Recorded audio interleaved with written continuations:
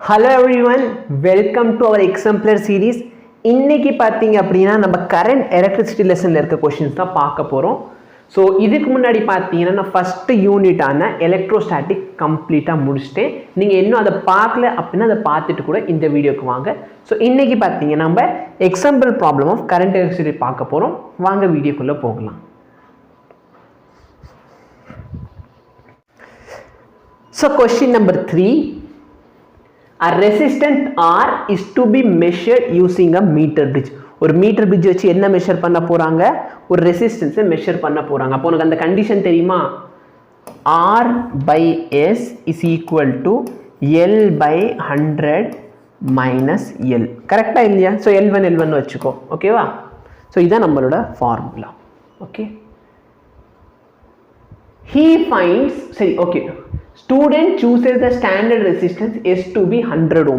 இந்த S ஓட value என்ன எடுத்திருக்காங்க? 100 ohm அப்படின்னு சொல்லி ஒரு வேல்யூ எடுத்திருக்காங்க. அப்போ இதுக்கும் ரேஷியோ பார்த்தனா சம் R, ஓகேவா? Rக்கு ஏதோ வேல்யூ, இது பார்த்தனா டிவைட் பை 100. இந்த ரேஷியோ ஈக்குவலாக தான் இருக்கும். சப்போஸ் இந்த ரேஷியோ இன்க்ரீஸ் ஆகுதுன்னா இந்த ரேஷியோ என்ன ஆகும்? இன்க்ரீஸ் ஆகும். இந்த ரேஷியோ டிக்ரீஸ் ஆகுதுன்னா இந்த ரேஷியோ என்ன ஆகும்? டிக்ரீஸ் ஆகும். கரெக்டா இல்லையா? சரி, அந்த பையனுக்கு நல் பாயிண்ட் வந்து 2.9 சென்டிமீட்டர்ல கிடைக்குது. Very good. அப்போ L1 வேல்யூ என்னது? 2.9 சென்டிமீட்டர்.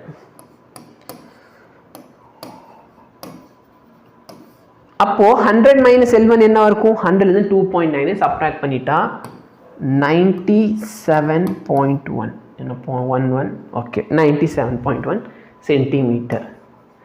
ஆக்சுவலி இதே பார்த்தனா எரர் வந்து ஏகப்பட்ட எரர் கொடுக்கும். ஏன் அப்படின்னா என்னோட மீட்டர் பிட்ச் பார்த்தனா ஒரு 1 மீட்டர் ஸ்கேலா, 1 மீட்டர் ஸ்கேல் தான் மீட்டர் பிட்ச்.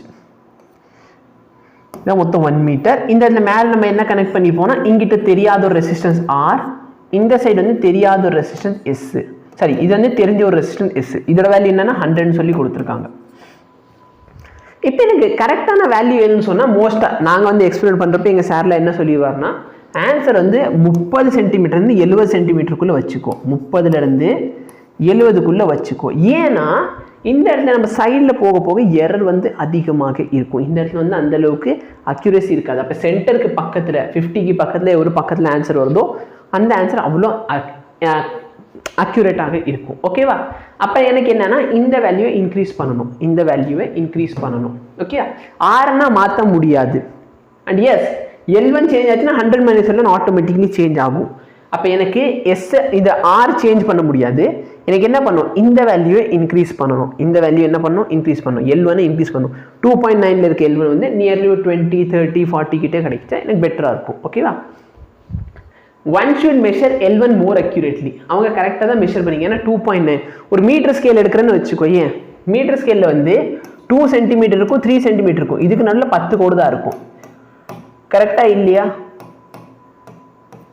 10 கோடு தான் இருக்க போகுது அப்படின்னு சொன்னா அது வந்து கரெக்டாக தான் மெஷர் பண்ணிக்கலாம். 2க்கு அப்புறம் 2.9 தான் வரும். 2.99 வரைக்கும்லாம் மீட்டர் ஸ்கேலில் மெஷர் பண்ண முடியாது. சரியா? சப்போஸ் அவங்க அப்படியே மெஷர் பண்ணா கூட உனக்கு இந்த வேல்யூல அவ்வளோ பெரிய டிஃப்ரென்ஸ், அது 2.9 2.99 காட்ட போது தவிர பெரிய ஒரு மாற்றங்கள் வராது. அப்போ ஆப்ஷன் ஏ தப்பு. He should change S to 1000. எஸ்ஸோட வேல்யூ என்ன பண்ணா 1000 ஆக்கணும்ன்றாங்க. அப்படி நல்லா பாரு. சப்போஸ் நான் இந்த R/100 R/1000 மாத்திரம் வச்சுக்கோ. அப்போ நல்லா பார்த்தனா இந்த மொத்த வேல்யூ என்ன ஆகுது? மொத்த வேல்யூ இன்னும் கம்மி ஆகுதுன்னா என்ன ஆகும்? இந்த நியூமரேட்டர் வேல்யூ நான் கம்மி பண்ணணும். அப்பதான் இந்த மொத்த வேல்யூ என்ன ஆகும்? கம்மியாகும். நான் சொல்றது புரியுதா? இந்த வேல்யூ நான் கம்மி பண்ணணும்னு சொன்னா இந்த L1ஐயும் நான் என்ன பண்ணும்? கம்மி பண்ணாதான் இந்த வேல்யூ கம்மி ஆகும். அப்போ இன்னும் கம்மியா போகும். அப்போ ஆப்ஷன் பி தப்பு, ஆப்ஷன் ஏ தப்பு. சப்போஸ் இந்த 100 ஓம்க்கு பதிலா நான் வந்து 3 ஓம் ரிப்பீட் பண்ணா, 3 ஓம் போட்டு இந்த எக்ஸ்பெரிமெண்ட்டை ரிப்பீட் பண்ணா என்ன ஆகும் சொல்லு? இப்போ நல்லா பார்த்தோன்னா இந்த வேல்யூ வந்து இன்க்ரீஸ் ஆயிடுச்சு. முன்னாடி ஒரு நம்பர் இருக்கு வச்சுக்கோ, சம் 15 வச்சுக்கலாமே. 50 வந்து 60 எடுத்துக்கோமா. 60 ஃபர்ஸ்ட் வந்து 100ன்னு இருக்குது. அப்போ இதோட வேல்யூ என்ன? 0.6. கரெக்டா? அதே வந்து சப்போஸ் இந்த 60 நான் வந்து 3ஆல டிவைட் பண்ணுறேன், வேல்யூ வந்து 20. அப்போ இந்த மொத்த ஆன்சர் என்னாச்சு? இன்க்ரீஸ் ஆயிடுச்சு. அப்போ ஆட்டோமேட்டிக்லி L1 என்ன ஆகும்? இன்க்ரீஸ் ஆகும். அப்போ L1 வந்து இன்க்ரீஸ் ஆகும். He should give up hope of more accurate measurement with the meter scale. No. சரியா? ஸோ ஆப்ஷன் சி தான் கரெக்ட் இந்த கொஸ்டினுக்கு. ஸோ சப்போஸ் நீ வந்து இந்த வேல்யூ என்ன பண்ணுற? ஆர் விட்டுருக்கு, ஆர் கான்ஸ்டன்ட். அப்போ எனக்கு இந்த மொத்த ரேஷியோவை டிக்ரீஸ் பண்ணணும் அப்படின்னு சொன்னால் இந்த வேல்யூ இன்க்ரீஸ் பண்ணும். பட் இப்போ எனக்கு என்னது, இந்த மொத்த வேல்யூ என்ன பண்ணும், இன்க்ரீஸ் பண்ணும். இன்க்ரீஸ் பண்ண சொன்னால் எஸ்ஸோட வேல்யூனா டிக்ரீஸ் பண்ணி ஆகணும். ஓகே, ஸோ இதான் பேசிக்கான கொஷின். ஐ ஹோப் உங்களுக்கு இது புரிஞ்சிருக்கும்னு நினைக்கிறேன். நல்ல கொஷின். ஸோ ஆப்ஷன் சி வந்து correct answer. So I hope உங்களுக்கு இந்த வீடியோ யூஸ்ஃபுல்லாக இருந்திருக்கும். சப்போஸ் இந்த வீடியோ உங்களுக்கு யூஸ்ஃபுல்லாக இருந்துச்சுன்னா இது உங்கள் ஃப்ரெண்ட்ஸ் கூட ஷேர் பண்ணுங்கள். சேனல் இன்னும் சப்ஸ்கிரைப் பண்ணல அப்படின்னா சப்ஸ்கிரைப் பண்ணி வச்சுக்கோங்க.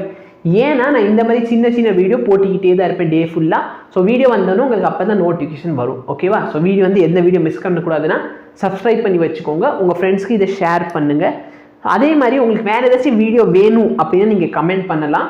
ஓகேவா? ஸோ உங்களுக்கு எதாவது டவுட்டு, இதை தாண்டி எதாவது டவுட் இருக்குது அப்படின்னு சொன்னால் கூட நீங்கள் அந்த கொஸ்டின்ஸ் எல்லாம் எனக்கு டெலிகிராமில் அனுப்பலாம். மெயின் சேனலோட லிங்க் இங்கே இருக்குது. அப்படின்னா டிஸ்கிரிப்ஷனில் எல்லா லிங்க்கும் நான் கொடுத்துருக்கேன். தேங்க்யூ.